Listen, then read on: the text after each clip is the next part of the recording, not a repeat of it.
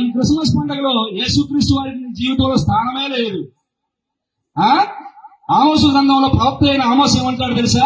మీ పండుగ దినాలను నేను అసహించుకుంటున్నానని దేవుని వాక్యం తెలియజేస్తా ఉంది.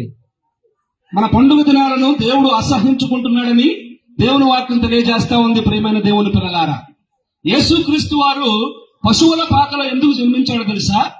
ఆయన దారిద్ర్యము వలన నిన్ను నన్ను ధనవంతునిగా ఐశ్వర్యవంతునిగా చేయాలని ఆయన దరిద్రుడయ్యాడు. హల్లెలూయా, అందరం కూడా చెప్పట్లేదు సరే. ఆయన దరిద్రుడు కాకపోతే నీకు నాకు ఈ రక్షణ అనుభవం ఉండదు, పరలోకపు సంతోషం నీకు నాకు ఉండదు. ప్రియమైన దేవుని పిల్లలారా, యేసుక్రీస్తు వారి నిమిత్తము ఆయన్ని తీసుకొని దేవాలయానికి వారు వెళ్తూ వస్తూ ఉన్నారు. ఆయనకే చోటు లేకుండా అక్కడ ఉన్నట్లుగా మనం చూస్తా ఉన్నాం. ఏమండి, క్రిస్మస్ అంటే మంచిదే, ఇంటిపైన స్టార్ పెట్టుకో, మంచిదే, ఇంటికి రంగు